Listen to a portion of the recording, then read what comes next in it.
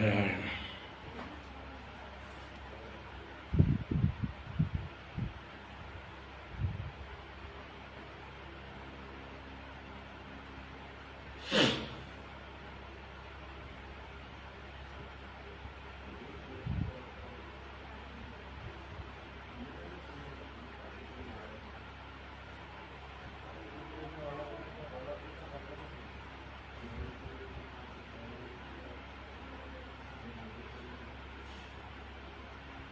ഹരി ഓം ഹരി ഓം നാരായണ.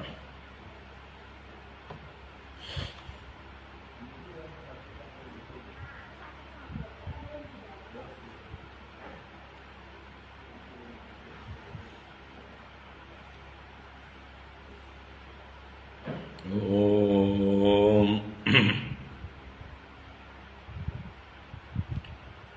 ശുക്ലാംബരധരം വിഷ്ണും ശശിവർണം ചതുർഭുജം പ്രസന്നവദനം ധ്യായേത് സർവവിഘ്നോപശാന്തയേ.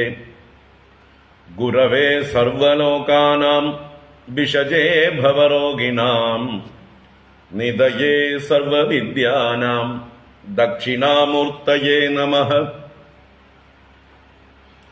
ജന്മാദ്യസ്യ യതോന്വയാദിതരതശ്ചാർത്ഥേഷ്വഭിജ്ഞസ്വരാട് തേനേ ബ്രഹ്മഹൃദായ ആദികവയേ മുഹ്യന്തി യത്സൂരയഃ. തേജോ വാരിമൃതാം യഥാ വിനിമയോ യത്ര ത്രിസർഗോ മൃഷാ ധാംനാ സ്വേന സദാ നിരസ്തകുഹകം സത്യം പരം ധീമഹി. ധർമ്മഃ പ്രോജ്ജിതകൈതവോത്ര പരമോ നിർമ്മൽസരാണാം സതാം. വേദ്യം വാസ്തവമത്ര വസ്തു ശിവദം താപത്രയോന്മൂലനം. ശ്രീമദ്ഭാഗവതേ മഹാമുനികൃതേ കിം വാ പരൈരീശ്വരഃ സദ്യോ ഹൃദ്യവരുദ്ധ്യതേത്ര കൃതിഭിഃ ശുശ്രൂഷുഭിസ്തൽക്ഷണാത്. നിഗമകൽപതരോർഗളിതം ഫലം സുഖമുഖാദമൃതദ്രവസംയുതം പിബത ഭാഗവതം രസമാലയം മുഹുരഹോ രസികാ ഭുവി ഭാവുകാഃ. നാരായണം നമസ്കൃത്യ നരം ചൈവ നരോത്തമം ദേവീം സരസ്വതീം വ്യാസം തതോ ജയമുദീരയേത്. യം പ്രവ്രജന്തമനുപേദമപേദകൃത്യം ദ്വൈപായനോ വിരഹകാതര ആജുഹാവ. പുത്രേതി തന്മയതയാ തരവോഭിനേദുഃ तं സർവഭൂതഹൃദയം മുനിമാനതോസ്മി. യസ്വാനുഭാവമഖിലശ്രുതിസാരമേകം അധ്യാത്മദീപമതിതിതിർഷദം തമോന്ദം. സംസാരിണാം കരുണയാഃ പുരാണഗുഹ്യം തം വ്യാസസൂനുമുപയാമി ഗുരും മുനീനാം. മൂകം കരോതി വാചാലം പങ്കും ലംഘയതേ ഗിരിം യത്കൃപാതമഹം വന്ദേ പരമാനന്ദമാധവം. യം ബ്രഹ്മാ വരുണേന്ദ്രരുദ്രമരുതഃ സ്തുന്വന്തി ദിവ്യൈസ്തവൈഃ വേദൈഃ സാംഗപദക്രമോപനിഷദൈഃ. ഗായന്തി യം സാമഗാഃ ധ്യാനാവസ്ഥിതതദ്ഗതേന മനസാ പശ്യന്തി യം യോഗിനോ യസ്യാന്തം ന വിദുഃ സുരാസുരഗണാഃ. ദേവായ തസ്മൈ നമഃ. കോമളം കൂജയൻ വേണും ശ്യാമളോയം കുമാരകഃ. വേദവേദ്യം പരം ബ്രഹ്മ ഭാസതാം പുരതോ മമ. ഭൂതൈർമഹദ്ഭിർയയിമാ പുരോ വിഭുഃ നിർമായസേതേ യദമൂഷു പൂരുഷഃ. ഭുങ്ക്തേ ഗുണാൻ ഷോഡശ ഷോഡശാത്മകഃ. സോലംകൃഷീഷ്ട ഭഗവാൻ വജാംസി മേ.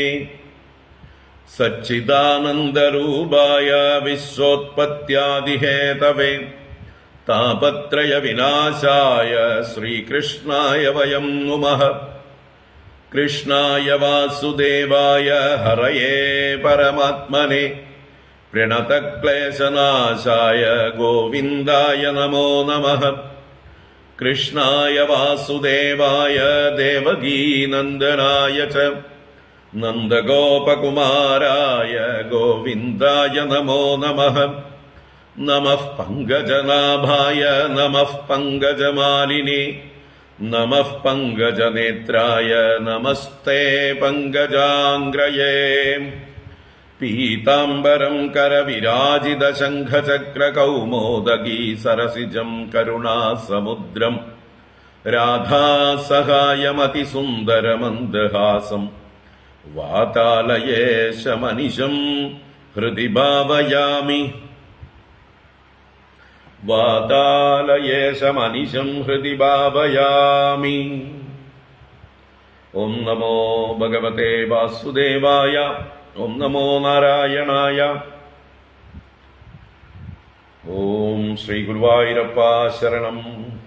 ॐ नमः परमऋषिभ्यो नमः परमऋषिभ्यः। श्री गुरुभ्यो नमः।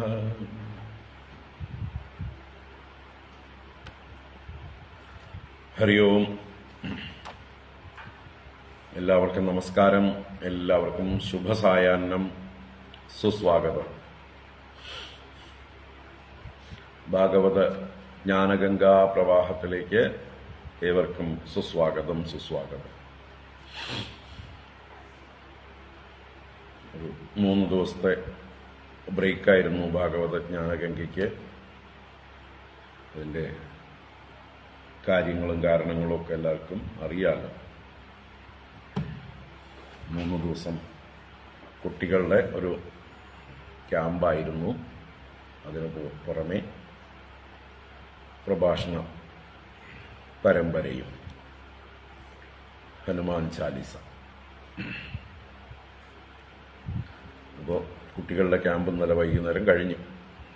നമ്മളിപ്പോൾ ഒത്തിരി സമയമുണ്ട്, അതുകൊണ്ട് നമുക്ക് ക്ലാസ്സുകൾ തുടരാം. നമ്മൾ ഭാഗവത ജ്ഞാനഗംഗയിലെ അഷ്ടമസ്കന്ധത്തിൽ 12-ാം അധ്യായത്തിലേക്ക് പ്രവേശിക്കുകയാണ്. 12-ാം അധ്യായം ശങ്കരമോഹനം എന്നുള്ള ഭഗവാന്റെ ലീലയാണ്. കഴിഞ്ഞ 2 അധ്യായങ്ങളിൽ ദേവാസുര യുദ്ധം നമ്മൾ വിശദമായി കണ്ടു. അമൃതമദനത്തിനു ശേഷം അമൃതം ലഭിക്കാതിരുന്ന അസുരന്മാര് ദേവന്മാരോട് യുദ്ധം ചെയ്യുന്നതായിട്ടുള്ള ആ ഒരു ഇതായിരുന്നു നമ്മൾ കണ്ടത്. ഭഗവാനും ദേവന്മാരെ സഹായിക്കാനായി വന്നതും ഭഗവാന്റെ നേതൃത്വത്തിൽ ദേവന്മാര് അസുരന്മാരെയെല്ലാം കൊന്നൊടുക്കുന്ന കഥ കണ്ടു.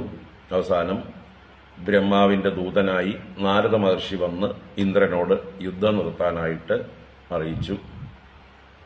അങ്ങനെ അതനുസരിച്ചുകൊണ്ട് ഇന്ദ്രനും ദേവന്മാരും അസുരന്മാരുമായിട്ടുള്ള യുദ്ധത്തിൽ നിന്ന് പിൻവാങ്ങി. അവർ സ്വർഗത്തെ പ്രാപിച്ചു, സുഖമായി കഴിഞ്ഞു. ഈ സമയത്ത് ശുക്രാചാര്യര് തന്റെ മൃതസഞ്ജീവനി വിദ്യ കൊണ്ട് മരിച്ചുപോയ അസുരന്മാർ, അംഗവൈകല്യം വന്നിട്ടില്ലാത്തവര്, അംഗങ്ങളൊക്കെ ഉള്ളവരെ വീണ്ടും ജീവിപ്പിച്ചു. കൂട്ടത്തിൽ മഹാബലിയെയും, മഹാബലി അടക്കമുള്ള പ്രമുഖരായ അസുരന്മാരെയൊക്കെ പുനർജീവിപ്പിച്ചു. അവിടെ ആ കഥ നിർത്തിയിട്ട് അതിനി 15-ാം അധ്യായത്തിലാണ് നമ്മൾ മഹാബലി ചരിതം, വാമനാവതാരം ഇതൊക്കെ തുടരുക. അപ്പൊ 12-ാം അധ്യായത്തില്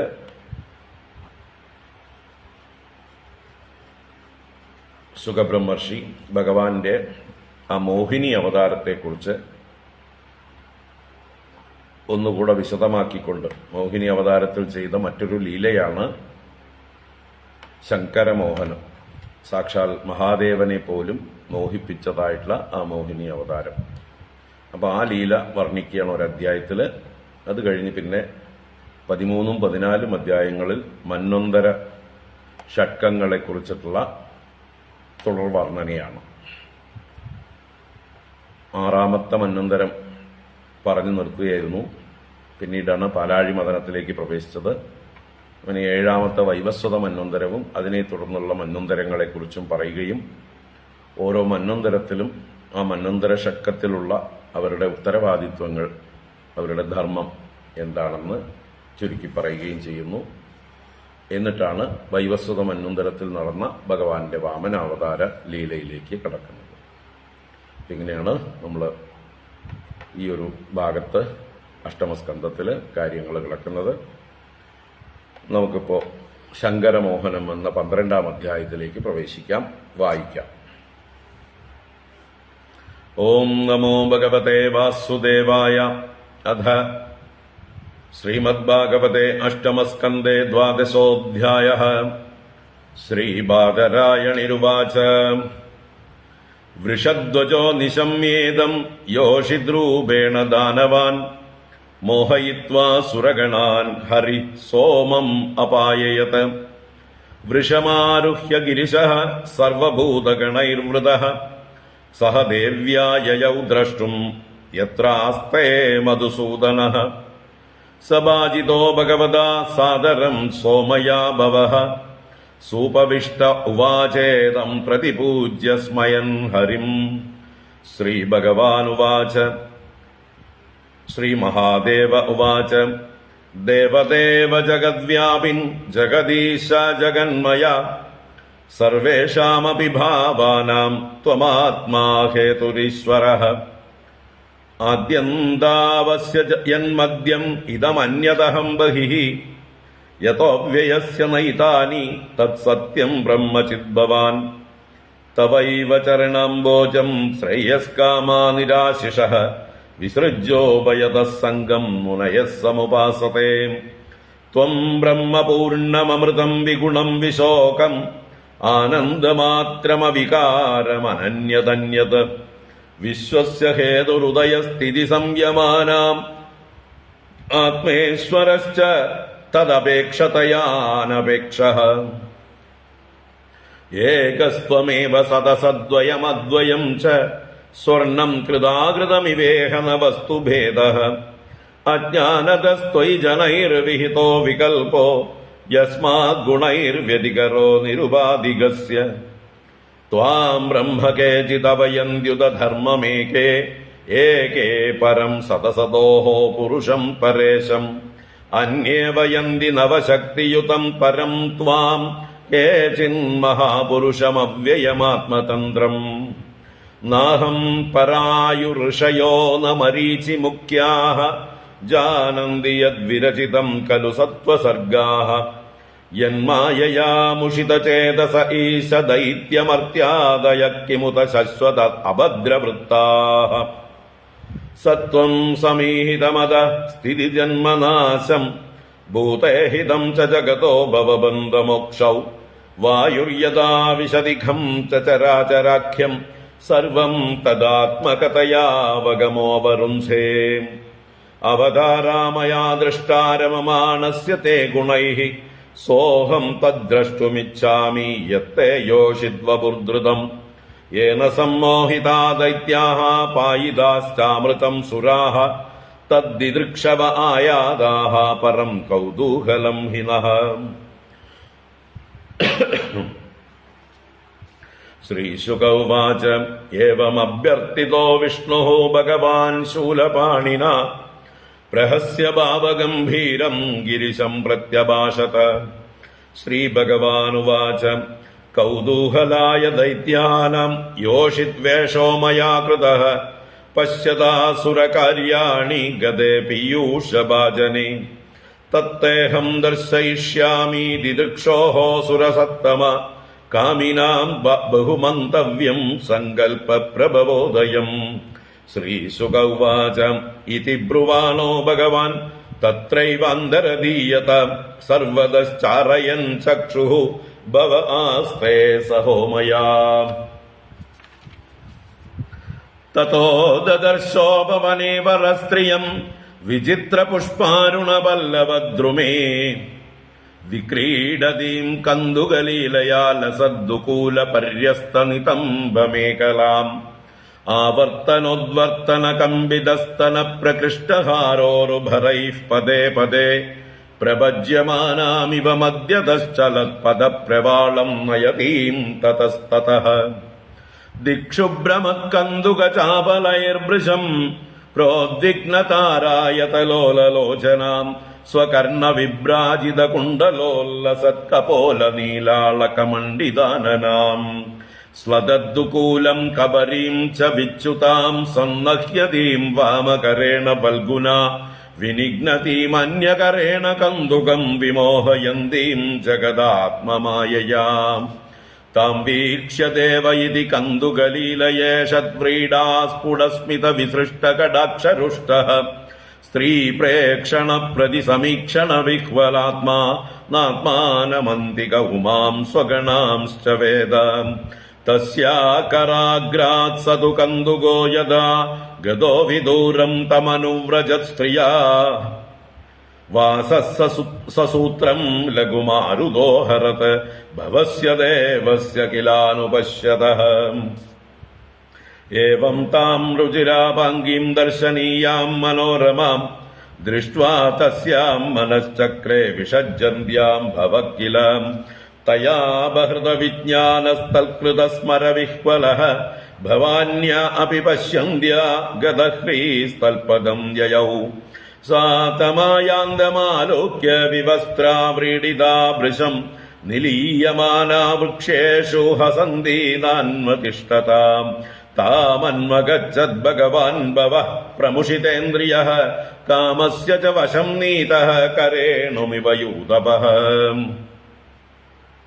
സോനുവ്രജ്യാതിവേഗേന ഗൃഹീത്വാനിച്ഛതീം സ്ത്രിയം കേശബന്ധ ഉപാനീയ ബാഹുഭ്യാം പരിഷസ്വജേ സോപഗൂഢാ ഭഗവതാ കരിണാ കരിണീയതാ ഇതസ്തതഃ പ്രസർപ്പന്തി വിപ്രകീർണശിരോരുഹാ ആത്മാനം മോചയിത്വാംഗ സുരർഷഭഭുജാന്തരാത് പ്രാദ്രവത്സാ പൃഥുശ്രോണി മായാ ദേവവിനിർമ്മിതാ തസ്യാസൗ പദവീം രുദ്രോ വിഷ്ണോരത്ഭുതകർമ്മണഃ പ്രത്യപദ്യത കാമേന വൈരിണേവ വിനിർജിതഃ തസ്യാനുദാവതോ രേതശ്ച സ്കന്ദാമോഘരേതസഃ സുഷ്മിണോ യൂതപസ്യേവ വാസിതാം അനുദാവതഃ യത്ര യത്രാപതൻ മഹ്യാം രേതസ്തസ്യ മഹാത്മനഃ താനി രൂപ്യസ്യ ഹേമ്നശ്ച ക്ഷേത്രാണ്യാസൻ മഹീപതേ സരിൽ സരസ്സു ശൈലേഷു വനേഷു ഉപവനേഷു ച യത്ര ക്വചാസൻ ഋഷയഃ തത്ര സന്നിഹിതോ ഹരഃ സ്കന്നേ രേതസി സോപശ്യതാത്മാനം ദേവമായയാ ജഡീകൃതം നൃപശ്രേഷ്ഠ സന്യവർത്തത കശ്മലാത് അദാവഗതമാഹാത്മ്യ ആത്മനോ ജഗദാത്മനഃ അപരിജ്ഞേയ വീര്യസ്യ നമേനേ തദുഹാദ്ഭുതം തമവിക്ലവമവ്രീഡമാലക്ഷ്യ മധുസൂദനഃ ഉവാച പരമപ്രീതോ ബിഭ്രൽ സ്വാം പൗരുഷീം തനും. ശ്രീഭഗവാനുവാച ദിഷ്ട്യാ ത്വം വിബുധശ്രേഷ്ഠ സ്വാം നിഷ്ഠാം ആത്മനാ സ്ഥിതഃ യന്മേ സ്ത്രീരൂപയാ സ്വൈരം മോഹിതോപ്യംഗമായയാ കോനു മേ അതിതരേന്മായാം വിഷക്തസ്ത്വദൃതേ പുമാൻ താം സ്ഥാൻ വിസൃജതീം ഭാവാൻ ദുസ്തരാം അകൃതാത്മഭിഃ സേയം ഗുണമയീ മായാ നത്വാം അഭിഭവിഷ്യതി മയാ സമേതാ കാലേന കാലരൂപേണ ഭാഗശഃ. ശ്രീശുക ഉവാച ഏവം ഭഗവതാ രാജൻ ശ്രീവത്സാംഗേന സത്കൃതഃ ആമന്ത്ര്യതം പരിക്രമ്യ സഗണസ്വാലയം ജയൗ. ആത്മാംശഭൂതാം താം മായാം ഭവാനീം ഭഗവാൻ ഭവഃ ശംസതാം ഋഷിമുഖ്യാനാം പ്രീത്യാ ചഷ്ടാധ ഭാരത. അഭിവ്യപശ്യസ്ത്വമജസ്യ മായാം പരസ്യ പുംസഃ പരദേവതായാഃ അഹം കലാനാം ഋഷഭോ വിമുഹ്യേ യയാ വശോന്യേ കിമുദാ സ്വതന്ത്രാഃ. യം മാമപൃച്ഛസ്ത്വമുപേത്യ യോഗാത് സമാസഹസ്രാന്ത ഉപാരതം വൈ സ ഏഷ സാക്ഷാത് പുരുഷഃ പുരാണോ ന യത്ര കാലോ വിശദേ ന വേദഃ. ശ്രീശുക ഉവാച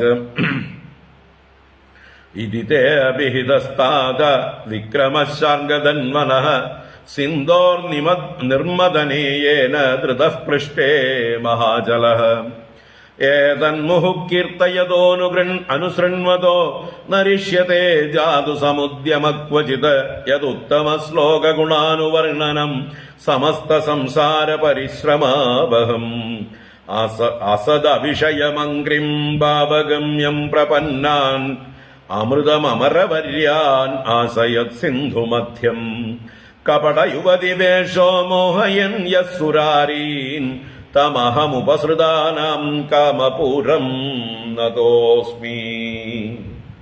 ഹരി ഓം. ഇത് ശ്രീമദ്ഭാഗവതേ മഹാപുരാണേ പാരമഹംസ്യാം സംഹിതായാം അഷ്ടമസ്കന്ധേ ശങ്കരമോഹനം നാമ ദ്വാദശോऽധ്യായഃ. സർവത്ര ഗോവിന്ദനാമ സങ്കീർത്തനം. ഗോവിന്ദ ഗോവിന്ദ. നാരായണാഖില ഗുരോ ഭഗവൻ നമസ്തേ. നാരായണാഖില ഗുരോ ഭഗവൻ നമസ്തേ. നാരായണാഖില ഗുരോ ഭഗവൻ നമസ്തേ.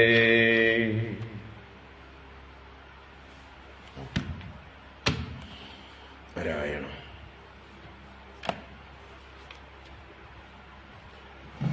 ഹരി ഓം. എല്ലാവർക്കും ഒരിക്കൽ കൂടെ നമസ്കാരം. ഈ വന്നവർക്കെല്ലാം ശുഭസായാഹ്നം, സുസ്വാഗതം. നാരായണ.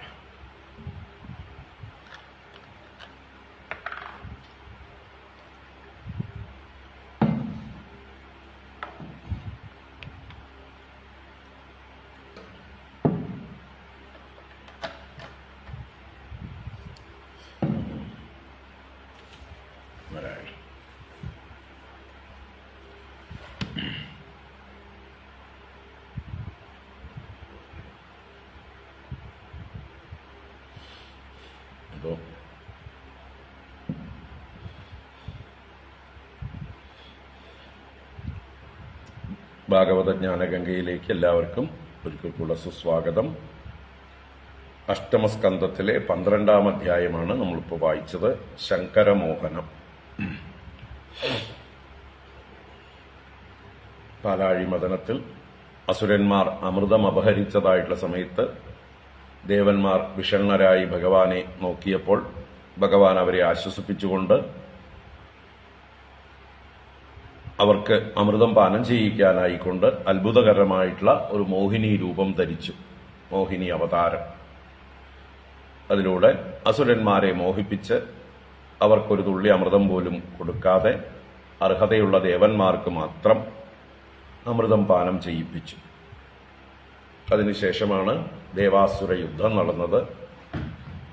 അപ്പോ ഈ ഒരു സന്ദർഭത്തിൽ ദേവാസുര യുദ്ധമെല്ലാം കഴിഞ്ഞ് അസുരന്മാരെയെല്ലാം ദേവന്മാർ ജയിച്ചു, പലരെയും വധിച്ചു.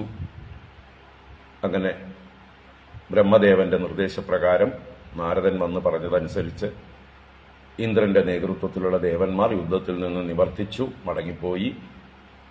പിന്നീട് ശുക്രാചാര്യര്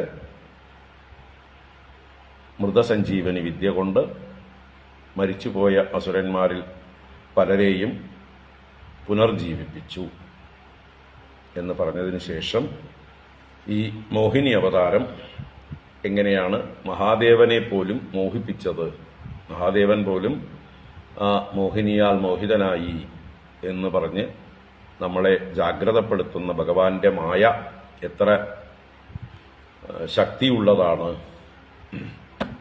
അല്ലേ. മമ മായ ദുരത്യയ എന്ന് ഭഗവാൻ തന്നെ ഗീതയിലൂടെ പറയുന്നുണ്ട്. ദൈവീ ഹേഷാ ഗുണമയി മമ മായ ദുരത്യയ. എന്റെ മായ വളരെ തരണം ചെയ്യാൻ പ്രയാസമേറിയതാണ്. മാമേവയേ പ്രപദ്യന്തേ മായാമേതാം തരന്തിതേ.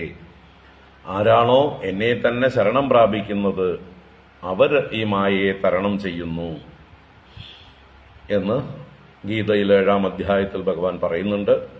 അപ്പോൾ ആ ഒരു കാര്യം നമ്മളെ ഓർമ്മിപ്പിക്കാൻ ദേവി മാഹാത്മ്യത്തിൽ ജ്ഞാനിനാമപി ചേതാംസി ദേവി ഭഗവതീ ഹിസ ബലാദാകൃഷ്യ മോഹായ മഹാമായ പ്രയച്ഛതി എന്ന് പറയുന്നുണ്ട് അല്ലെ. ജ്ഞാനിനാമപി, എത്ര വലിയ പണ്ഡിതന്മാരെയും ജ്ഞാനികളെയും പോലും അവരുടെ ചേതസ്സിനെ പോലും ആ മഹാമായ ബലാദാകൃഷ്യ ബലാത്കാരേണ വലിച്ചഴച്ചുകൊണ്ട് മോഹായ യച്ഛതി മോഹത്തിനായി കൊണ്ട് കൊടുക്കുന്നു, മോഹിതമാക്കുന്നു എന്ന് പറഞ്ഞിട്ടുണ്ട്. അപ്പോൾ ആ ഒരു ഭഗവാന്റെ ശക്തി തന്നെയാണ് മഹാമായ. യാ ദേവി സർവഭൂതേഷു വിഷ്ണുമായേതി ശബ്ദിത നമസ്തസ്യൈ നമസ്തസ്യൈ നമസ്തസ്യൈ നമോ നമഃ. ആ വിഷ്ണുവിന്റെ ശക്തി തന്നെയാണ് മായ, വിഷ്ണുമായ. എല്ലാവരെയും മോഹിപ്പിച്ചുകൊണ്ടാണ് ആ വിഷ്ണുമായ പ്രവർത്തിച്ചുകൊണ്ടിരിക്കുന്നത്. അപ്പോൾ മാത്രമാണ് ഈ ചരാചരം സൃഷ്ടിസ്ഥിതി സംഹാരങ്ങൾ നടന്നുകൊണ്ടിരിക്കുന്നത്. മായയില്ലെങ്കിൽ സൃഷ്ടിയില്ല. എപ്പോൾ സൃഷ്ടിയുണ്ടോ അപ്പം മായയുണ്ട്. മായയിലാണ് സകല സൃഷ്ടികളും. എങ്ങനെയാണോ നമ്മൾ ഉറങ്ങാൻ കിടക്കുമ്പോഴാണ്, നമ്മൾക്ക് ബോധമില്ലാത്തപ്പോഴാണ് നമ്മൾ സ്വപ്നം കാണുന്നത്. നമ്മുടെ സ്വപ്ന സൃഷ്ടികളെല്ലാം ബോധമില്ലാത്തപ്പോഴാണ്, ജാഗ്രത് ബോധമില്ലാത്തപ്പോഴാണ്. അതുപോലെ തന്നെയാണ് നമുക്ക് വസ്തുവിനെ കുറിച്ചിട്ടുള്ള പരമാർത്ഥ ജ്ഞാനമില്ലാത്തത് കൊണ്ടാണ് നമുക്ക് ഈ നാനാത്വം സത്യമെന്നുള്ളതായിട്ടുള്ള ബോധം ഉറച്ചിരിക്കുന്നത്. ഇതിന് കാരണം ഈ മായയാണ്. മായയുള്ളപ്പോഴാണ് സൃഷ്ടിയുള്ളതായിരിക്കുന്നത്. അപ്പം നമുക്ക് ഈ സൃഷ്ടിക്കപ്പുറത്തുള്ള അദ്വൈതമായിരിക്കുന്ന ഏകമായിരിക്കുന്ന വസ്തുവിനെ സാക്ഷാത്കരിക്കാൻ തടസ്സമായിരിക്കുന്നത് ഈ മായയാണ്. ആ മായയെ നീക്കാൻ ആ മായാനാഥനായ ഭഗവാനെ തന്നെ ശരണം പ്രാപിക്കാം. എങ്ങനെയാണോ ഭഗവാൻ മഹാദേവൻ പോലും ഏതൊരു ഭഗവാനെ ശരണം പ്രാപിച്ചുവോ അതുപോലെ നമുക്കും ശരണം പ്രാപിക്കാം. ഭഗവാന്റെ അനുഗ്രഹം കൊണ്ട് മായയെ ജയിക്കാം. അപ്പോൾ നമുക്ക് കഥയിലേക്ക് പ്രവേശിക്കാം. ഓം നമോ ഭഗവതേ വാസുദേവായ. അഥ ശ്രീമദ്ഭാഗവതേ അഷ്ടമസ്കന്ധേ ദ്വാദശോऽധ്യായഃ. ശ്രീബാദരായണിരുവാച. വൃഷധ്വജോ നിശമ്യേദം യോഷിദ്രൂപേണ ദാനവാൻ മോഹയിത്വാ സുരഗണാൻ ഹരി സോമം അപായയത്. വൃഷമാരുഹ്യ ഗിരിശഃ സർവഭൂതഗണൈർവൃതഃ സഹ ദേവ്യാ യയൗ ദ്രഷ്ടും യത്രാസ്തേ മധുസൂദനഃ. ശ്രീബാദരായണിരുവാച. വൃഷധ്വജോ നിശമ്യേദം യോഷിദ്രൂപേണ ദാനവാൻ മോഹയിത്വാ സുരഗണാൻ ഹരി സോമം അപായയത്. വൃഷമാരുഹ്യ ഗിരിശഃ സർവഭൂതഗണൈർവൃതഃ സഹ ദേവ്യാ യയൗ ദ്രഷ്ടും യത്രാസ്തേ മധുസൂദനഃ.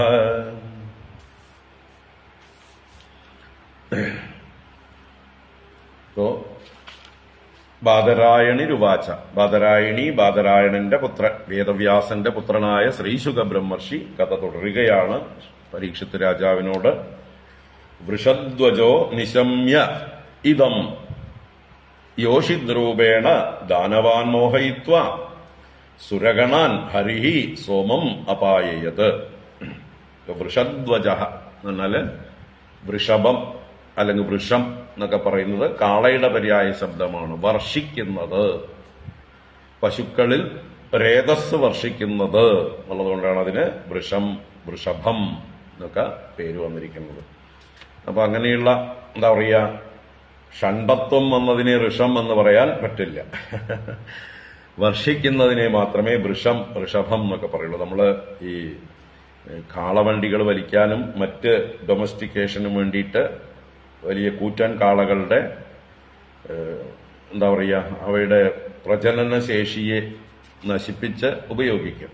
അപ്പോഴേക്കും അതിന്റെ ആ വൃഷ സ്വഭാവം നഷ്ടപ്പെടും. അപ്പൊ അത് പിന്നെ വൃഷം എന്ന് വിളിക്കാൻ അക്ഷരാർത്ഥത്തിൽ അർഹതയില്ല.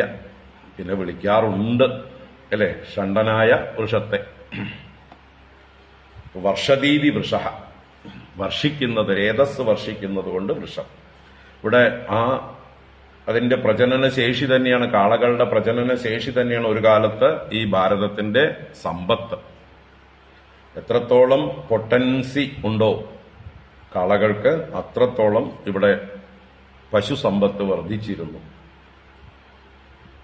നല്ല ജാതിയിലുള്ളതായിട്ടുള്ള പശുക്കള്, പശുക്കുട്ടികള്, കാളകള്, കാളക്കുട്ടികള് എന്ന് പറഞ്ഞ മാതിരി ഇഷ്ടം പോലെ വർദ്ധിച്ച് അതൊരു ഭാരതത്തിന്റെ ഒരു എക്കണോമിയെ പിടിച്ചു നിർത്തിയിരുന്നത് കൃഷിയും ഈ ഗോരക്ഷയുമായിരുന്നു.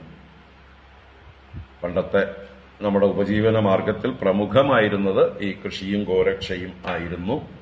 നമ്മുടെ സമൂഹം അവയുടെ ഭക്ഷണം ഈ പശുവിനെ അടിസ്ഥാനപ്പെടുത്തിയിട്ടായിരുന്നു. പശുവിന്റെ ചാണകവും ഗോമൂത്രവും കൊണ്ടുള്ളതായിട്ടുള്ള വളങ്ങളെ കൊണ്ടാണ് എല്ലാ കൃഷികളും നടന്നു പോയിരുന്നത്. അപ്പോ ആ സമ്പത്തിന്റെ മുഴുവൻ ആധാരമായിരുന്നത് നല്ല വർഷിക്കാൻ ശേഷിയുള്ള കാളകളാണ്. നല്ല അധ്വാനിക്കാൻ തയ്യാറുള്ളവയുമാണ് ആ കാള. നല്ല ശക്തിയുള്ളവയാണ്. ധർമ്മത്തിന്റെ പ്രതീകവും ആണ് കാള. ആ കാളയുടെ 4 പാദങ്ങൾ ധർമ്മത്തിന്റെ 4 പാദങ്ങളെ സൂചിപ്പിക്കുന്നു. അഹിംസ, സത്യം, തപസ്, ശൗചം എന്നുള്ളതായിട്ടുള്ള 4 പാദങ്ങളായിട്ടാണ് ഈ കാളയുടെ 4 പാദങ്ങളെ സൂചിപ്പിക്കുന്നത്. മഹാദേവൻ കാളപ്പുറത്ത് എഴുന്നള്ളുന്നു എന്ന് പറഞ്ഞാൽ മഹാദേവൻ ധർമ്മത്തിന്റെ പുറത്ത് എഴുന്നള്ളുന്നു എന്നും കൂടിയാണ് അർത്ഥം. അപ്പോ ധർമ്മത്തിലൂടെയാണ് നമുക്ക് ഭഗവാനെ പ്രാപിക്കാൻ സാധിക്കുക. ധർമാചരണമാണ് തപസ്. അതിലൂടെ ഭഗവാനെ പ്രാപിക്കാം. അപ്പോ വൃഷധ്വജ എന്ന് പറഞ്ഞാൽ വൃഷവാഹനൻ എന്നും അർത്ഥം. വൃഷം കൊടിയടയാളമായിരിക്കുന്നവനുമാണ്, വൃഷം വാഹനമായിരിക്കുന്നവനുമാണ് ഭഗവാൻ മഹാദേവൻ. അദ്ദേഹം നിശമ്യ ഇതം നിശമ്യ, ഇതിനെ കേട്ടിട്ട്, ഏതിനെ കേട്ടിട്ട്? ആ ഹരിഹി, രണ്ടാമത്തെ വരിയിലുണ്ട് ഹരി, ആ മഹാകള്ളൻ, എല്ലാറ്റിനെയും ഹരിക്കുന്ന, എല്ലാവരുടെയും മനസ്സിനെയും ഹരിക്കുന്ന, അല്ലെ, അസുരന്മാരുടെ മനസ്സിനെ ഹരിച്ച് അവരിൽ നിന്ന് അമൃതത്തെ ഹരിച്ചവനായിട്ടുള്ള ആ ഹരി. ആ ഹരിഹി യോഷിദ്രൂപേണ ദാനവാൻ മോഹയിത്വ, യോഷിദ്രൂപേണ, യോഷിത്ത് എന്ന് പറഞ്ഞാല് സ്ത്രീ, അപ്പൊ സ്ത്രീ രൂപം ധരിച്ചുകൊണ്ട് ദാനവാൻ മോഹയിത്വ, ദാനവന്മാരെ, അസുരന്മാരെ മോഹിപ്പിച്ചിട്ട് സുരഗണാൻ സോമം അപായയത്, സുരഗണങ്ങളെ, ദേവഗണങ്ങളെ, സോമം, ഇവിടെ സോമശബ്ദം അമൃതം എന്നുള്ള അർത്ഥത്തിലാണ്. മറ്റേ സോമലതയിൽ നിന്ന് പിഴിഞ്ഞെടുത്ത സോമരസം എന്നുള്ള അർത്ഥത്തിലല്ല, അതും അമൃതത്തിന് സമാനം തന്നെയാണ്. അപ്പോ സോമം അപായത്, അമൃതത്തെ പാനം ചെയ്യിപ്പിച്ചു. അപ്പൊ ഇതാണ് കേട്ടതാര്? വൃഷധ്വജൻ. ആ സമയത്ത് അദ്ദേഹം കൈലാസത്തിലായിരുന്നു, അദ്ദേഹം സ്ഥലത്തുണ്ടായിരുന്നില്ല. അപ്പൊ കേട്ടിട്ടേ ഉള്ളൂ. അതാണ് നിശമ്യ എന്ന് പറഞ്ഞത്. ഈ വിവരം കേട്ടു. ഭഗവാൻ ദാനവന്മാരെ മോഹിപ്പിച്ച് സുരഗണങ്ങളെ സോമം അഥവാ അമൃതം പാനം ചെയ്യിപ്പിച്ചു. അപ്പൊ എന്ത് ചെയ്തു? വൃഷം ആരുഹ്യ ഗിരിശഃ സർവഭൂതഗണൈർവൃതഃ സഹ ദേവ്യാ യയൗ ദ്രഷ്ടും യത്രാസ്തേ മധുസൂദനഃ. അപ്പോ ഭഗവാൻ ഗിരിശഃ എന്ന് പറഞ്ഞു. ഗിരിശഃ, ഗിരിയിൽ ശയിക്കുന്നവൻ, പർവ്വതത്തിൽ വസിക്കുന്നവൻ. ഗിരിശേതേതി ഗിരിശഃ. ഇനി ഗിരൗ ശേതേതി ഗിരിശഃ. അവിടെ ഗിരൗ എന്ന് പറയുമ്പോൾ അവിടെയും പർവ്വതം എന്നും അർത്ഥമുണ്ട്, ഗിര് എന്നുള്ള ഇതിന് വാക്ക് എന്നർത്ഥമുണ്ട്. അപ്പൊ വേദവാക്കുകളിൽ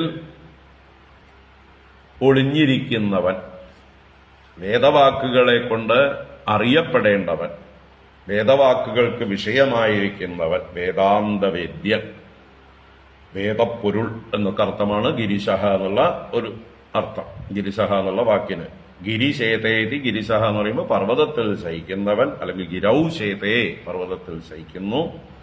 ഇനി മറ്റൊരർത്ഥത്തില് ഗിരി ശബ്ദത്തിന് ഗിറ് എന്നുള്ളതായിട്ട് ശബ്ദം, വാക്ക് എന്നുള്ള അർത്ഥത്തിലും, വാക്കുകളിൽ ശയിക്കുന്നവൻ, വാക്കുകളിൽ മറഞ്ഞിരിക്കുന്നവൻ, വേദവാക്കുകളുടെ പൊരുളായിരിക്കുന്നവൻ ഗിരിശഃ. ആ ഗിരിശൻ വൃഷം ആരുഹ്യ, ആ വൃഷ എന്ന തന്റെ വാഹനത്തെ നന്ദികേശ്വരന്റെ പുറത്ത് ആരോഹണം ചെയ്ത് സർവഭൂതഗണൈർ വൃതഃ, തന്റെ ഭൂതഗണങ്ങളാൽ ചുറ്റപ്പെട്ടവനായി, സേവിതനായി. അപ്പൊ മറ്റുള്ള എല്ലാ ഭൂതഗണങ്ങളും മഹാദേവനെ സേവിച്ചുകൊണ്ട് കൂടെയുണ്ട്. സഹ ദേവ്യാ യയൗ, ദേവ്യാ സഹ യയൗ, ദേവിയോടുകൂടെയാണ് യാനം ചെയ്തത്. പാർവതീ ദേവിയോടുകൂടെ, ഉമാദേവിയോടുകൂടെയാണ് യാനം ചെയ്തത്. എന്തിന്? ദ്രഷ്ടും, ദ്രഷ്ടും കാണുവാനായിക്കൊണ്ട്. ആരെ കാണുവാൻ? എത്ര ആസ്തേ മധുസൂദന, ആ മധുവിനെ സൂദനം ചെയ്ത, മധു എന്ന അസുരനെ വധിച്ചവനായിട്ടുള്ള അജ്ഞാനനാശകനായ ആ ഭഗവാൻ എത്ര ആസ്തേ, എവിടെയാണോ ഉള്ളത് അവിടേക്ക് ചെന്നു. അപ്പോ വൈകുണ്ഠത്തിലാവാം, പാലാഴിയിലാവാം, എന്തായാലും ആ സ്ഥാനത്തെ, ഭഗവാൻ ഇരിക്കുന്ന സ്ഥാനത്തെ പ്രാപിച്ചു എന്നർത്ഥം. സഹദേവ്യയൗ ദ്രഷ്ടും യത്രാസ്തേ മധുസൂദന. അപ്പോ ഒറ്റയ്ക്ക് സ്വകാര്യമായിട്ട് മോഹിനി രൂപത്തെ ഒളിഞ്ഞു നോക്കാൻ വന്നതല്ല. കുടുംബസമേതം ബന്ധുക്കളോടുകൂടെ, തന്റെ ഭൃത്യന്മാരോടുകൂടെ ഒക്കെ ആയിട്ട് തന്നെയാണ് മഹാദേവൻ വരുന്നത്, പാർവതീ സഹിതനായിട്ട്. സഭാജിതോ ഭഗവതാ സാദരം സോമയാ ഭവഃ സൂപവിഷ്ട ഉവാചേദം പ്രതിപൂജ്യ സ്മയൻ ഹരിം. സഭാജിതോ ഭഗവതാ സാദരം സോമയാ ഭവഃ സൂപവിഷ്ട ഉവാചേദം പ്രതിപൂജ്യ സ്മയൻ ഹരിം.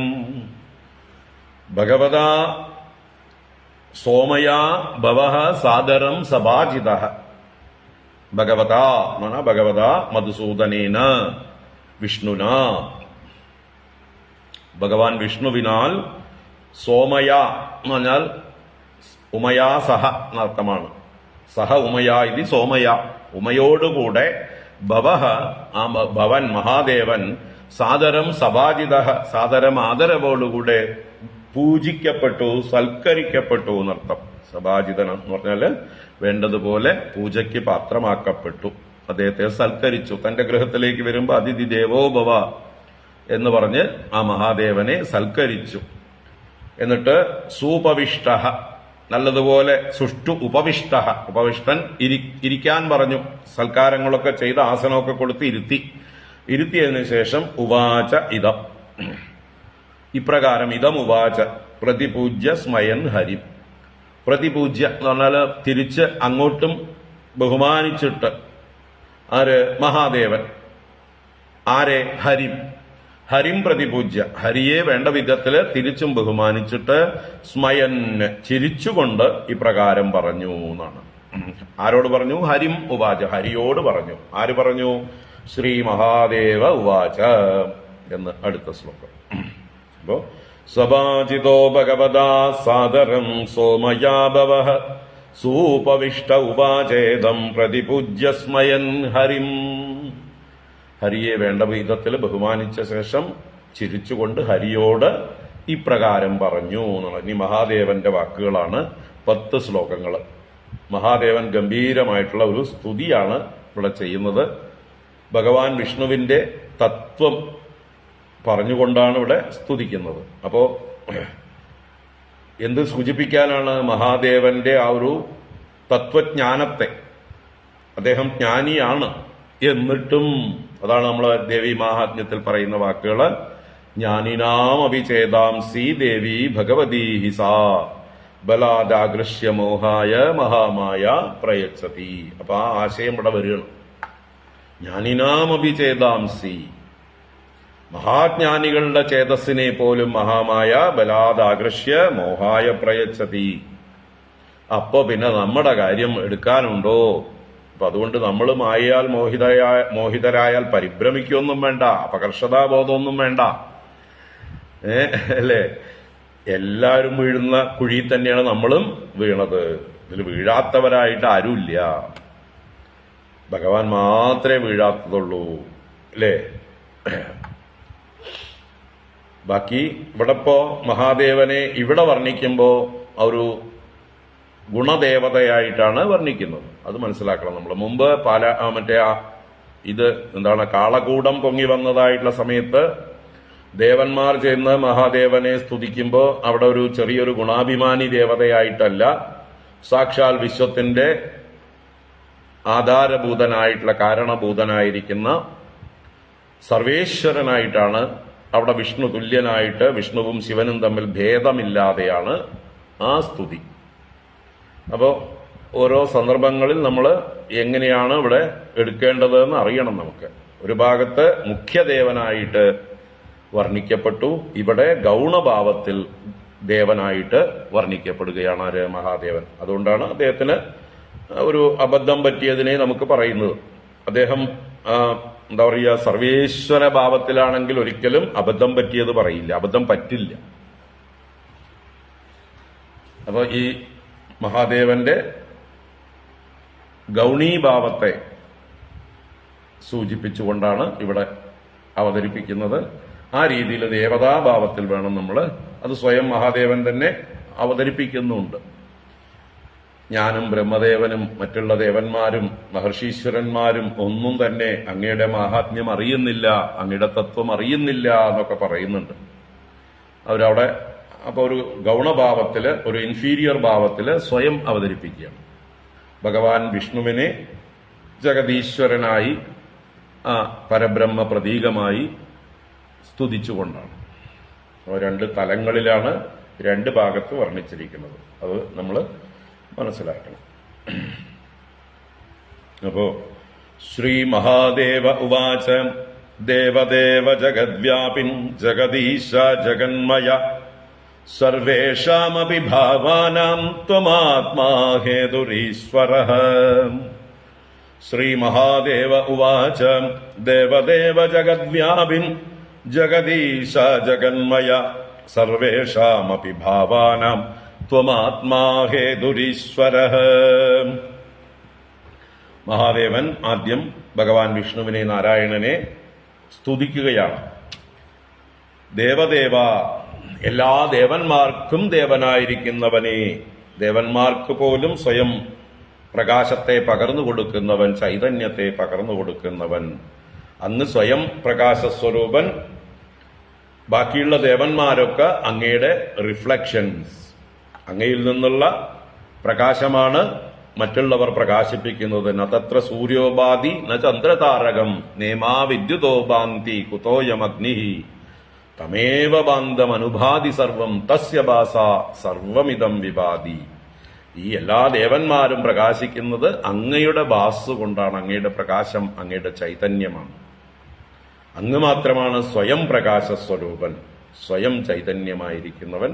ബാക്കിയുള്ളവരെല്ലാം റിഫ്ലക്ഷൻസ് ആണ്.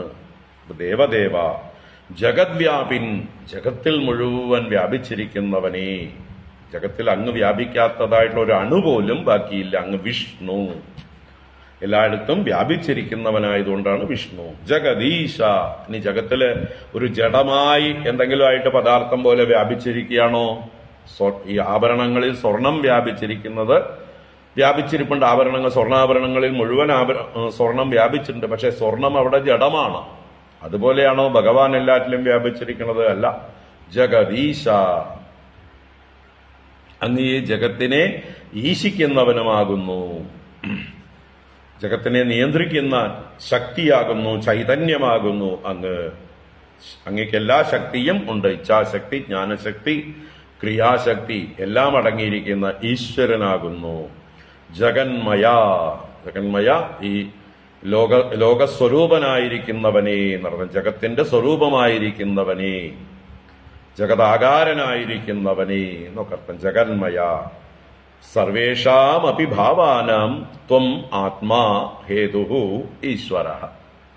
സർവേഷാം ഭാവാനാം അപി, സർവഭാവങ്ങൾക്കും, ഭാവം എന്ന് പറഞ്ഞാൽ ഭവിച്ചത്, സർവേഷാം ഭൂതാനാം, സർവഭൂതങ്ങൾക്കും അങ്ങ് തന്നെയാണ് ആത്മാ, അവയുടെ സത്ത അങ്ങയാകുന്നു. ഹേതുഹു, അവയുടെ കാരണം, കോസ് അങ്ങ് തന്നെയാകുന്നു. അതിലെ മെറ്റീരിയൽ കോസ് ആകട്ടെ, ഇന്റലിജൻസ് കോസ് ആവട്ടെ, ഏത് കോസും അങ്ങ് തന്നെയാണ്. ഹേതുഹു ഈശ്വരഃ, അതിനെ സൃഷ്ടിച്ച് പരിപാലിച്ച് സംഹരിക്കുകയും ഒക്കെ ചെയ്യുന്ന ആ നിയന്ത്രണവും അങ്ങ് തന്നെയാണ്. അപ്പോ എല്ലാറ്റിന്റെയും സത്തയായിരിക്കുന്നതും, എല്ലാറ്റിനും ആദി കാരണമായിരിക്കുന്നതും, എല്ലാറ്റിനെയും നിയന്ത്രിക്കുന്നതും അങ്ങ് തന്നെയാകുന്നു. ത്വമാത്മാ ഹേതു ഈശ്വരഃ സർവേഷാം ഭാവാനാമപി, എല്ലാ ഭൂതങ്ങൾക്കും അങ്ങ് തന്നെയാണ് കാരണം. അപ്പോ എന്താ പറയാ, ഭഗവാന്റെ മായ നമ്മളെ ഭ്രമിപ്പിച്ചുകൊണ്ടിരിക്കുന്നുണ്ട് ഇപ്പോഴും. ആ മായയെ ജയിക്കാൻ ഈ സ്തുതികളൊക്കെ വളരെ നല്ലതാണ്. ഇതിങ്ങനെ നിരന്തരം ചൊല്ലിക്കൊണ്ടിരുന്നാൽ ആ മഹാമായയെ നമുക്ക് ജയിക്കാൻ കഴിയും. അതിനുള്ള സ്തുതിയാണത്, മായാജയത്തിനുള്ള സ്തുതിയാണ്. ആദ്യന്താവസ്യ യന്മധ്യം ഇതമന്യദഹം ബഹിഃ യതോവ്യയസ്യ നൈതാനി തൽസത്യം ബ്രഹ്മചിദ്ഭവാൻ. ആദ്യന്തൗ അസ്യ യന്മധ്യം ഇദം അന്യദഹം ബഹിഃ യതോ അവ്യയസ്യ നൈതാനി തത്സത്യം ബ്രഹ്മചിദ്ഭവാൻ. എല്ലാറ്റിന്റെയും ഹേതുവാണങ്ങ്, എല്ലാറ്റിന്റെയും ആത്മാവാണ്, എല്ലാറ്റിന്റെയും ഈശ്വരനാണ് എന്ന് പറഞ്ഞു. അതിനെ ഒന്നുകൂടെ വിസ്തരിച്ച് നിർവചിക്കുകയാണ്. എന്നാൽ ഈ പ്രപഞ്ചം ഇങ്ങനെ സൃഷ്ടി സ്ഥിതി സംഹാരം എന്നുള്ള രീതിയിൽ വികാരങ്ങൾ ഭവിച്ചുകൊണ്ടിരിക്കുമ്പോഴും ഈ വിശ്വത്തിന് വികാരമുണ്ടാകുമ്പോഴും വിശ്വനാഥന് യാതൊരു വികാരവും ഇല്ല.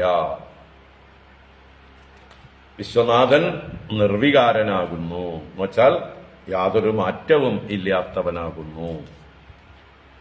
വിശ്വത്തിനാണ് മാറ്റം, നാമരൂപങ്ങൾക്കാണ് സൃഷ്ടി സ്ഥിതി സംഹാരമെല്ലാം.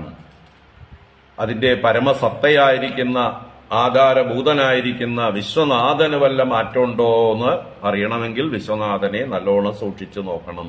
സത്യം പരം ധീമഹി, ആ പരമസത്യത്തെ ധ്യാനിക്കണം. മാലയും വളയും കമ്മലും ഒക്കെ രൂപങ്ങള് മാറിക്കൊണ്ടിരിക്കും. അത് ഉണ്ടായതാണ്, അത് നശിച്ചു പോകുന്നതാണ്, രൂപാന്തരം ഭവിക്കുന്നതാണ്. പക്ഷെ അതിലെ സ്വർണത്തിന് യാതൊരു മാറ്റവും ഇല്ല. സ്വർണം നിർവികാരം.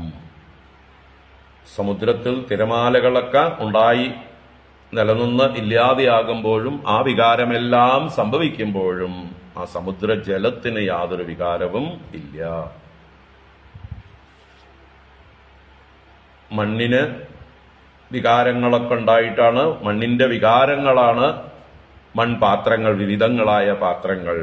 എന്നാൽ യഥാർത്ഥത്തിൽ ആ മണ്ണിന് സൂക്ഷ്മമായി നോക്കിയാൽ ഒരു മാറ്റവും ഉണ്ടായിട്ടില്ല. അത് സത്യമാണ്. മൃത്തികേത്യവ സത്യം. അതിൽ മൃത്തിക മാത്രമാണ് സത്യം. ബാക്കിയുള്ള നാമരൂപങ്ങളെല്ലാം വാചാലംബനം, വാക്കുകൾക്ക് മാത്രം ആലംബനമാണ്. യഥാർത്ഥത്തിൽ മണ്ണ് മാറിയിട്ടില്ല. അത് പാത്രങ്ങളായിരിക്കുമ്പോഴും മണ്ണ് തന്നെയാണ്. പാത്രങ്ങൾ ഉണ്ടാവുന്നതിന് മുമ്പും മണ്ണ് തന്നെയാണ്. പാത്രങ്ങൾ നശിച്ചാലും മണ്ണ് മാത്രമാണ് ബാക്കിയുള്ളത്. അപ്പോ മണ്ണിനെ സൂക്ഷിച്ചു നോക്കുമ്പോൾ മണ്ണിനൊരു മാറ്റവും ഉണ്ടായിട്ടില്ല. അതുപോലെ ഈ പ്രപഞ്ചത്തിലെ നാമരൂപങ്ങളെല്ലാം മാറിക്കൊണ്ടിരിക്കുമ്പോഴും സർവഭാവങ്ങളും മാറിക്കൊണ്ടിരിക്കുമ്പോഴും മാറുന്നത് കാണുമ്പോഴാണ് നമ്മൾ ഈശ്വരൻ എന്ന് വിളിക്കുന്നത്. ആ ഈശ്വരൻ ആത്മാ ഹേതു ഈശ്വര എന്നൊക്കെ വിളിച്ചത്. പരമാർത്ഥം ദർശിക്കുമ്പോഴോ ഏകവും അദ്വിതീയവുമായ പരിണാമരഹിതമായ ആ വസ്തുവിനെ ദർശിച്ചാൽ സൃഷ്ടിയും സ്ഥിതിയും സംഹാരവും എല്ലാം നമുക്ക് തോന്നിയ ഒരു ഭ്രമം മാത്രമായിരുന്നു. നമ്മൾ സ്വപ്നം കണ്ടതുപോലെ. ഇല്ലാത്ത വസ്തുക്കളൊക്കെ നമ്മൾ സ്വപ്നത്തിൽ ഉണ്ടാക്കി കണ്ട് ഭയപ്പെടുന്നു, ദുഃഖിക്കുന്നു, വിഷമിക്കുന്നു. ഒരു വസ്തുവും അവിടെ ഉണ്ടായിട്ടില്ല വാസ്തവത്തില്. അതുപോലെ ചിന്തിക്കാത്തത് കൊണ്ട്, സത്യം അന്വേഷിക്കാത്തത് കൊണ്ട്, ഏകവും അദ്വിതീയവുമായ വസ്തുവിനെ നിരന്തരം ഉറപ്പിച്ചു വെക്കാത്തത് കൊണ്ട്, സത്യം പരം ധീമഹി, സത്യം പരം ധീമഹി, സത്യം പരം ധീമഹി എന്ന് നമ്മൾ നിരന്തരം ധ്യാനിക്കാത്തത് കൊണ്ട് ഇടയ്ക്കിടയ്ക്ക് നമ്മൾ മറന്ന് മായയിൽപ്പെടുന്നു. ഭഗവാന്റെ മായ തന്നെയാണ് ഈ സൃഷ്ടി ഉണ്ടെന്ന് തോന്നിക്കുന്നത്, ഈ നാമരൂപങ്ങൾ സത്യമെന്ന് തോന്നിക്കുന്നത്. അപ്പോ ആദ്യന്തൗ അസ്യ യന്മദ്യം ഇദം അന്യത് അഹം ബഹിഃ യതോ അവ്യയസ്യ നൈതാനി തത് സത്യം ബ്രഹ്മചിദ്ഭവാൻ. അസ്യ, അസ്യ എന്ന് പറയുമ്പോൾ ജഗതഃ ആദ്യന്തൗ, ആദിശ്ച അന്തശ്ച രണ്ടും കൂടി ചേർത്ത് ദിവചനമായിട്ട് ആദ്യന്തൗ. ആദ്യന്തൗ പ്ലസ് അസ്യ, അതിന്റെ സന്ധിയാണ് ആദ്യന്താവസ്യ. ഔ പ്ലസ് അ വ എന്നായിട്ട് മാറും. ഔവ ഔവ എന്നായി മാറി വാ എന്നായി. ആദ്യന്താവസ്യ യൻ മദ്യം, ഏതെന്നാണോ മദ്യവും. അപ്പൊ ഈ പ്രപഞ്ചത്തിന്റെ, ഈ കാണുന്ന പ്രപഞ്ചത്തിന്റെ ആദി, ഇതെല്ലാം ഉണ്ടാകുന്നതിന് മുമ്പുള്ളതാണ് ആദി അതെന്താണോ, ഇതെല്ലാം ഇല്ലാതായാൽ അന്ത്യം എന്താണോ അവശേഷിക്കുന്നത്, ഏതൊന്നാണോ ഈ കാണുന്ന ജഗത് രൂപത്തിൽ മധ്യത്തിൽ ഇരിക്കുന്നതും, ഭഗവാന്റെ ആ ചതുശ്ലോകി ഭാഗവതം ഓർമ്മിച്ചാൽ മതി അല്ലെ. അഹമേവാസമേവാഗ്രേ നാന്യത് യത് സദസത് പരം പശ്ചാദഹം യദേതച്ച യോവശിഷ്യേത സോസ്മ്യഹം. അത് തന്നെയാണ് ഇവിടെ, അല്ലെങ്കിൽ ജന്മാദ്യസ്യ യതഃ, അത് തന്നെയാണ് ഇവിടെ ആദ്യന്താവസ്യ യന്മദ്യം. ഇതം അന്യത് യത്, ഇവിടെ അന്യതായിട്ട് നമ്മൾ കാണുന്നത് ഏതൊക്കെയുണ്ടോ, അന്യവസ്തുക്കൾ എന്തെല്ലാമുണ്ടോ, പ്രത്യക്ഷമായി കാണുന്ന നാമരൂപാത്മകമായ വസ്തുക്കൾ എന്തെല്ലാമുണ്ടോ അതും അന്യത്. അഹം ബഹിഹി, ഇവിടെ അഹം ശബ്ദം കൊണ്ട് ഉദ്ദേശിക്കുന്നത് അഹം ഭാവം, അഹംകാരം എന്നൊക്കെ പറയുന്ന ഭോക്തൃത്വം, ഭോക്ത. അപ്പോ ഈ പ്രപഞ്ചത്തിൽ അഭിമാനത്തോടുകൂടെ ജീവനായി ഭോക്തൃഭാവത്തിലിരിക്കുന്ന ആ ജീവനും അങ്ങ് തന്നെ. അഹം ബഹിഹി എന്ന് പറഞ്ഞാലോ, ബാഹ്യമായിരിക്കുന്നത്, ജീവന് ബാഹ്യമായി ഭോജ്യമായിരിക്കുന്നത്. അപ്പൊ ഭോക്താവും ഭോജ്യവും അങ്ങ് തന്നെ എന്നാ പറയണത്. കരാരവിന്ദേന പദാരവിന്ദം മുഖാരവിന്ദേ വിനിവേശയന്തം. ഏകനായ ഭഗവാൻ തന്നെയാണ് തന്റെ തന്നെ കരാരവിന്ദം കൊണ്ട് തന്റെ തന്നെ പദാരവിന്ദത്തെ തന്റെ തന്നെ മുഖാരവിന്ദത്തിൽ ചേർത്ത് വെച്ച് അനുഭവിക്കുന്നു. ഭഗവാന് ഭുജിക്കാനായിട്ട് ഭഗവാനിൽ നിന്ന് അന്യമായിട്ട് ഇവിടെ വേറൊന്നും ഇല്ല. ഭഗവാൻ തന്നെ സ്വയം തന്റെ പാദ വിരലുകളെ, അങ്കുഷ്ടത്തെ ഭുജിച്ചുകൊണ്ടിരിക്കുന്നു, അനുഭവിച്ചുകൊണ്ടിരിക്കുന്നു. അതിന്റെ ഒരു എക്സ്റ്റൻഷൻ തന്നെയാണ് ഈ ലോകം. അതൊരു ഒരു എന്താണ്, ഒരു പ്രതീകം, ഒരു മോഡൽ, നമുക്ക് ധ്യാനിക്കാനുള്ള ഭഗവാന്റെ തത്വം പ്രകടിപ്പിക്കുന്ന ഒരു മനോഹരമായ രൂപമാണ് ആലിലക്കണ്ണൻ. കരാരവിന്ദേന പദാരവിന്ദം മുഖാരവിന്ദേ വിനിവേശയന്തം. ബ്രഹ്മാർപ്പണം ബ്രഹ്മഹവിഹി ബ്രഹ്മാഗ്നൗ ബ്രഹ്മണാഹുതം ബ്രഹ്മൈവ തേന ഗന്തവ്യം ബ്രഹ്മകർമ്മ സമാധിന. അപ്പൊ അത് തന്നെയാണ് ഇവിടെ അഹം ബഹിഹി. ഭോക്താവായിരിക്കുന്നതും ഭോജ്യമായിരിക്കുന്നതും അങ്ങ് തന്നെ. അങ്ങയിൽ നിന്ന് അന്യനായിട്ട് ഇവിടെ ഒരു ഭോക്താവില്ല, ഒരു ജീവനില്ല, ഭുജിക്കപ്പെടുന്നതായിട്ടുള്ള ഒരു ജഗത് വസ്തുവും ഇല്ല. ശബ്ദസ്പർശ രൂപരസഗന്ധങ്ങളുടെ രൂപത്തിലാണ് നമ്മൾ ഭുജിക്കുന്നത്. ഇതെല്ലാം അങ്ങയിൽ നിന്നുണ്ടായത് തന്നെ, അതുകൊണ്ട് അങ്ങ് തന്നെയാണ്. വേറെയാണെന്നുള്ളത് സത്യം അറിയാത്തത് കൊണ്ട്, വിചാരം ചെയ്യാത്തത് കൊണ്ട് ഉറച്ചു പോയിരിക്കുന്ന ഒരു വിപരീത ബുദ്ധിയാണ്. അപ്പൊ അങ്ങ് തന്നെയാണ് അഹമായിരിക്കുന്നതും ബഹിയായിരിക്കുന്നതും, ജീവനായിരിക്കുന്നതും ഭോക്താവായിരിക്കുന്നതും ഭോജ്യമായിരിക്കുന്നതും. യതോ അവ്യയസ്യ നൈതാനി തത് സത്യം ബ്രഹ്മചിത് ഭവാൻ. അപ്പോ ഏതാനി അവ്യയസ്യ ന, ഇതെല്ലാം അവ്യയസ്യ ന, അവ്യയനായിരിക്കുന്ന അങ്ങയ്ക്ക് ഇല്ലതാനും, അങ്ങയിൽ വാസ്തവത്തിൽ ഇല്ല.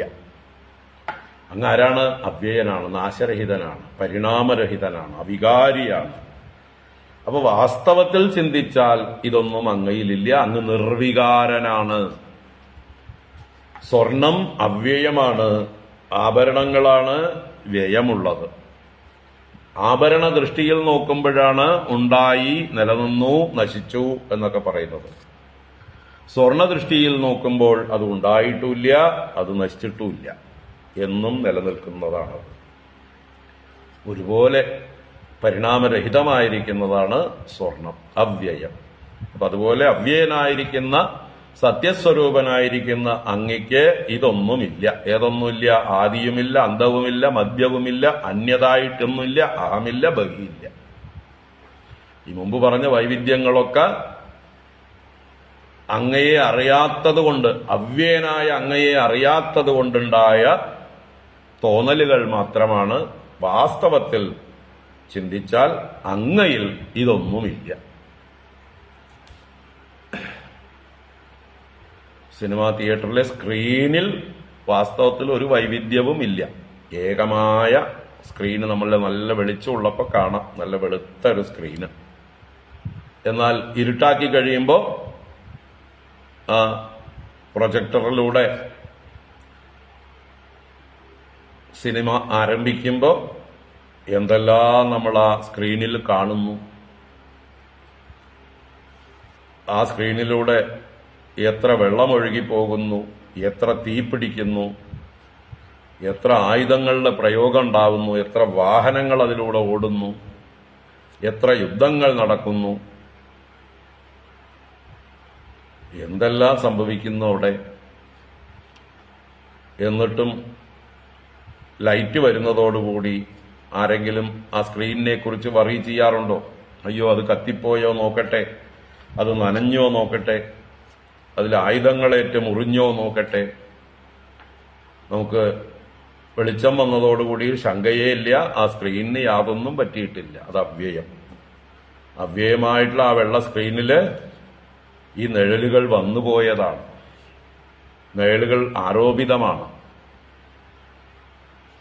അത് ഇരുട്ടും വെളിച്ചവും തമ്മിൽ കളിച്ച കളിയാണ്, നമ്മളെ പറ്റിച്ചതാണ്.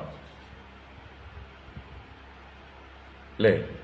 അപ്പൊ ഇതുപോലെ അവ്യയനായിരിക്കുന്ന ഈശ്വരനിൽ മായയാകുന്ന ഇരുട്ടുകൊണ്ട് നമ്മൾക്ക് തോന്നിയതാണ് ഈ നാനാത്വമെല്ലാം. മായ തന്നെയാണ് ഇവിടെ സൂചിപ്പിക്കപ്പെടുന്ന കാര്യം. മായ കൊണ്ടാണ് ഇതെല്ലാം തോന്നുന്നത്. ആദ്യന്താവസ്യന്മദ്യം ഇതമന്യദഹം ബഹിഃ യതോ അവ്യയസ്യ നൈതാനി. അവ്യയസ്യ ഏതാനി നൈതാനി എന്ന് പറഞ്ഞാൽ നയേതാനി. ഇതൊന്നും ബാധകമല്ല, ഇതൊന്നും അദ്ദേഹത്തെ സ്പർശിക്കുന്നില്ല. അങ്ങ് ആരാണ് പിന്നെ? സത്യം, തത് സത്യം ബ്രഹ്മ ചിത്ത ഭവാൻ. ഹേ നാരായണ, അങ്ങ് ഭവാൻ, അങ്ങ് ആരാണ്? അങ്ങ് സത്യം, അങ്ങ് നാശരഹിതനാണ്, ത്രികാല അബാധിത വസ്തുവാണ്. You have never changed, you are the changeless. ബാക്കിയെല്ലാം തോന്നിയതാണ്, എല്ലാ മാറ്റങ്ങളും. സത്യം ചിത്ത്, അങ്ങ് വാസ്തവത്തില് ജ്ഞാനസ്വരൂപനാണ്, ചൈതന്യസ്വരൂപനാണ്. സത്യം ജ്ഞാനം അനന്തം ബ്രഹ്മ. ബ്രഹ്മ അങ്ങ് ഏറ്റവും വലുതാണ്, ബൃഹത്തായിട്ടുള്ളതാണ്. എല്ലാറ്റിനെയും ഉൾക്കൊള്ളാനും എല്ലാറ്റിനെയും പ്രൊജക്റ്റ് ചെയ്യാനും കഴിവുള്ളവനാണ്.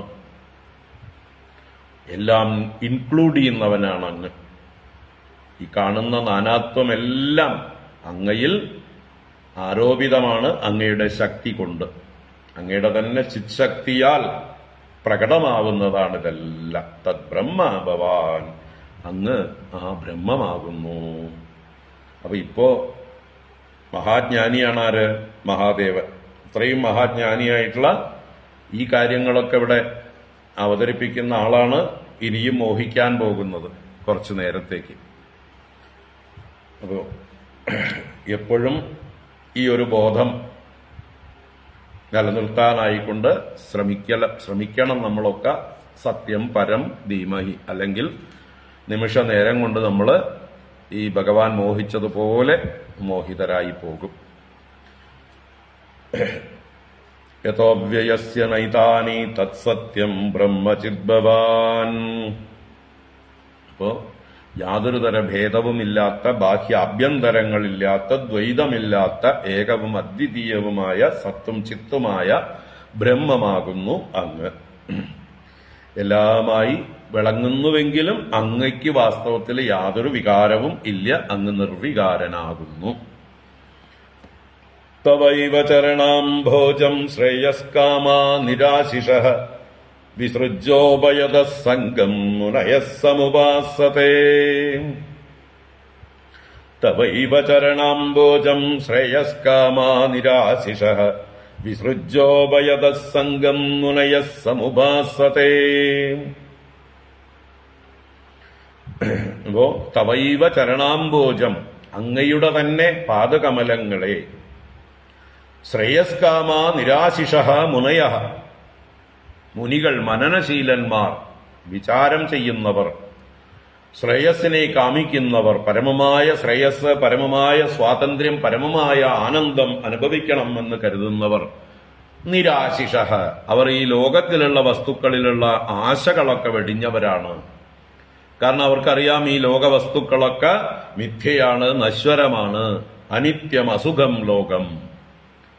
അതുകൊണ്ട് വിവേകം ചെയ്ത് ഈ മുനികൾ മനനശീലന്മാരായതുകൊണ്ട് അവർക്കറിയാം ഈ ലോകം നശ്വരമാണ്, അത് മിഥ്യയാണ്, അതിനെ വിശ്വസിക്കാൻ കൊള്ളില്ല, അസത്താണ്, സത്യം അറിയാത്തത് കൊണ്ടുണ്ടായ ഒരു ഭ്രമമാണ്. അതുകൊണ്ട് അതിലൊന്നും ആശിസ് വെക്കുന്നില്ല. ആശിസ് എന്ന് പറഞ്ഞാൽ ആഗ്രഹം, ആസക്തി. നിരാശിഷ, ആസക്തിരഹിതരായിട്ട്, ശ്രേയസ്കാമ, അവർക്ക് വേണ്ടത് പരമമായ ശ്രേയസ്സാണ്. അതിന് ആരാണ് ശ്രേയസ്സിനു വേണ്ടി ഭഗവാനെ തന്നെ ഭജിക്കുന്നു. അനിത്യം അസുഖം ലോകം ഇമം പ്രാപ്യ ഭജസ്വമാം എന്ന് ഭഗവാൻ പറഞ്ഞതിനെ അനുസരിച്ച്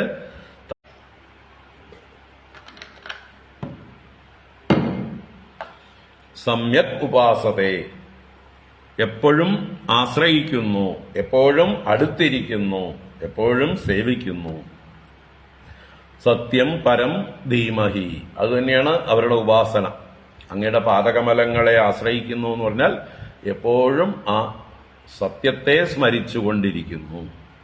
സത്യസ്വരൂപനായിട്ടുള്ള ഭഗവാന്റെ പദകമലങ്ങൾ എന്ന് പറഞ്ഞാൽ ഏതൊരു സത്യത്തിലാണോ ഭഗവാൻ സ്ഥിതി ചെയ്യുന്നത്, പദം എന്നാൽ സ്ഥിതി ചെയ്യുന്ന സ്ഥാനം,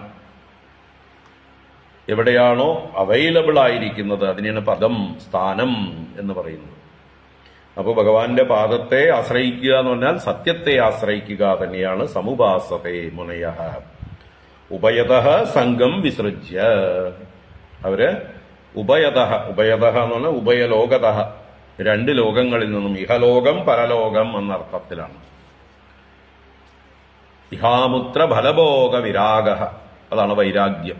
ഇഹച അമുത്രച, ഇഹ ഈ ലോകത്തിലും, അമുത്ര പരത്ര പരലോകത്തിലുമുള്ളതായിട്ടുള്ള ഫലങ്ങൾ ഭുജിക്കുവാനുള്ള ആസക്തി കൂടാതെ, അതാണ് ഉഭയത സംഘം വിസൃജ്യ, രണ്ട് ലോകങ്ങളിലുള്ളതായിട്ടുള്ള ഫലങ്ങളിലുള്ള സംഘങ്ങളെ ഉപേക്ഷിച്ചുകൊണ്ട് ഈ ലോകങ്ങളൊക്കെ നശ്വരമാണെന്ന് അറിഞ്ഞുകൊണ്ട് ശാശ്വതനായ അങ്ങയുടെ പാദങ്ങളെ തന്നെ അവര് ആശ്രയിക്കുന്നു. അവരാണ് മുനികൾ, അവരാണ് ബുദ്ധിമാന്മാർ, അവരാണ് മനനശീലന്മാർ, മിടുമിടുക്കന്മാർ. അപ്പൊ ഞങ്ങളും ആ കൂട്ടത്തിൽ മുനികളെ പോലെ മുനിവൃത്തി ചെയ്യട്ടെ, മനനം ചെയ്യട്ടെ. ഞങ്ങളും നിരാശിസ്സുകളാവട്ടെ, ഈ ലോകവിഷയങ്ങൾ ദുഃഖപ്രദങ്ങളാണെന്ന് അറിയട്ടെ, ശ്രേയസ്സിനെ കാമിക്കുന്നവരാകട്ടെ. ശ്രേയസ് എന്ന് പറഞ്ഞാൽ നിത്യമായ ആനന്ദം, നിത്യമായ സ്വാതന്ത്ര്യം, അതിനെ ആഗ്രഹിക്കട്ടെ. അനിത്യ വസ്തുക്കളിൽ ഭ്രമമില്ലാതിരിക്കട്ടെ. തവൈവ ചരണാംബോജം ശ്രേയസ്കാമാ നിരാശിഷഃ വിസൃജ്യോഭയത സംഘം മുനയഃ സമുപാസതേ. അപ്പോ പൂർവീകരായ വിവേകികളായ സജ്ജനങ്ങൾ, മുനികൾ നമുക്ക് മാതൃക കാണിച്ചു തരണു. അതുകൊണ്ട് നമ്മൾക്കും അവരെ പോലെ പിന്തുടരാം, എങ്കിൽ നമ്മളെ മായ ബാധിക്കുകയില്ല. ത്വം ബ്രഹ്മപൂർണമൃതം വിഗുണം വിശോകം ആനന്ദമാത്രമവികാരമനന്യതന്യത് വിശ്വസ്യ ഹേതുരുദയസ്ഥിതി സംയമാനാം ആത്മേശ്വരശ്ച തദപേക്ഷതയാനപേക്ഷഃ.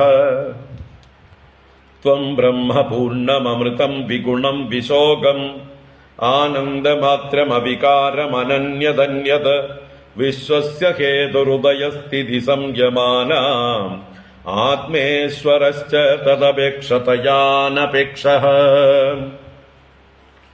ഭഗവാനെ വീണ്ടും വീണ്ടും വർണ്ണിക്കുക തന്നെയാണ്, സ്തുതിക്കുക തന്നെയാണ്. എന്തിനാണ് ഈ ഭഗവാന്റെ തത്വങ്ങൾ വീണ്ടും വീണ്ടും പറയുന്നത് എന്ന് വെച്ചാൽ നമ്മുടെ ഉള്ളിൽ ഉറയ്ക്കാൻ വേണ്ടി തന്നെ. ഇത് ഉറച്ചാലേ നമ്മളെ മായ ബാധിക്കാതിരിക്കുള്ളൂ. അപ്പൊ മായ ബാധിക്കാതിരിക്കാൻ മായയിലേക്ക് ഇറങ്ങുന്നതിന് മുമ്പ്, അല്ലെ, ശ്രീരാമകൃഷ്ണ പരമഹംസർ പറയും പോലെ ചക്ക പറിക്കുന്നതിന് മുമ്പ് കയ്യിൽ നല്ലോണം എണ്ണ പുരട്ടുക. എണ്ണ പുരട്ടിയിട്ട് ചക്ക പറിച്ചാൽ അത് കയ്യിൽ ഒട്ടില്ല. അപ്പൊ അതുപോലെ ഈ ഒരു അറിവോടുകൂടെ ജഗത്തിൽ നമുക്ക് വ്യവഹാരം ചെയ്യാം. ഈ ലോകത്തിൽ ജീവിക്കുമ്പോൾ ഈ ലോകമാകുന്ന ചക്ക നമ്മുടെ കയ്യിലും കാലിലും മനസ്സിലും ഒട്ടാതിരിക്കാനായിക്കൊണ്ട് ഈ ജ്ഞാനമാകുന്ന എണ്ണ നമുക്ക് പുരട്ടാം. അതിനാണ് ഇത് ആവർത്തിച്ച് പറയുന്നത്. ത്വം പൂർണ്ണം അമൃതം വിഗുണം വിശോകം ആനന്ദമാത്രം അവികാരം അനന്യത് അന്യത്. എണ്ണി പറയണം. ത്വം അങ്ങ് പൂർണ്ണം, അങ്ങ് പൂർണ്ണനാണ്, എല്ലായിടത്തും പൂരിപ്പിച്ചിരിക്കുന്നവൻ. പൂരയതീതി പൂർണ്ണ, നിറഞ്ഞിരിക്കുന്നത് കൊണ്ട് പൂർണ്ണൻ. എവിടെയാണ് ഈശ്വര ചൈതന്യം ഇല്ലാത്തത്? ഈശ്വരൻ വ്യാപിക്കാത്ത സ്ഥലം എവിടെയാണ്? നിങ്ങൾ ഏതെങ്കിലും ഒരു സ്ഥലം കണ്ടുപിടിക്കണമെങ്കിൽ നിങ്ങളുടെ ബുദ്ധി വേണം. ആ ബുദ്ധി ആരുടെ അനുഗ്രഹം കൊണ്ട് പ്രവർത്തിക്കുന്നു? അപ്പോ ആ ബുദ്ധി അവിടെ എത്തണമെങ്കിൽ മുമ്പേ എത്തേണ്ട ഒരാളുണ്ട്, നിങ്ങളുടെ ബോധസ്വരൂപനായിരിക്കുന്ന ഈശ്വരൻ.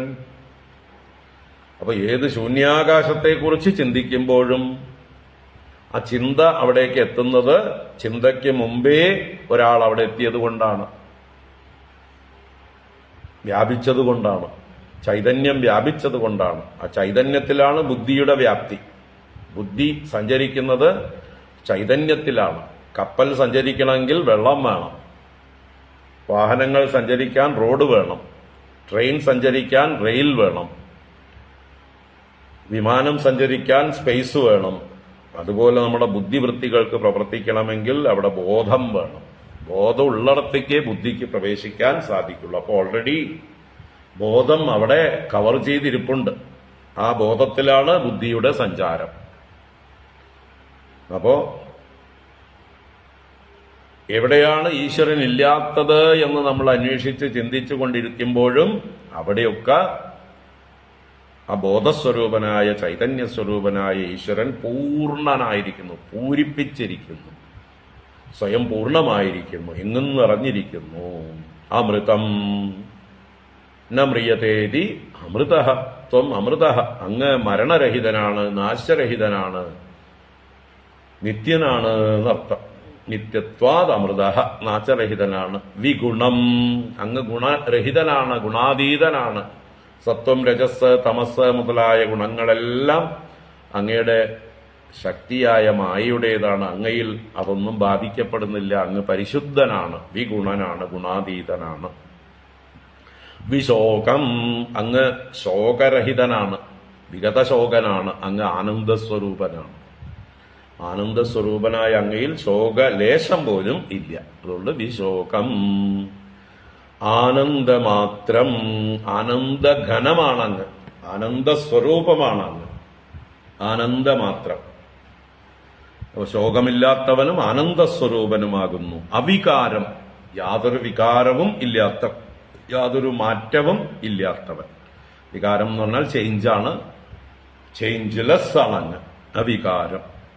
അനന്യത്, അന്യതില്ലാത്തവനാണ് അങ്ങ്. അങ്ങയിൽ നിന്ന് അന്യമായിട്ട് വാസ്തവത്തിൽ ഒന്നും ഇല്ല.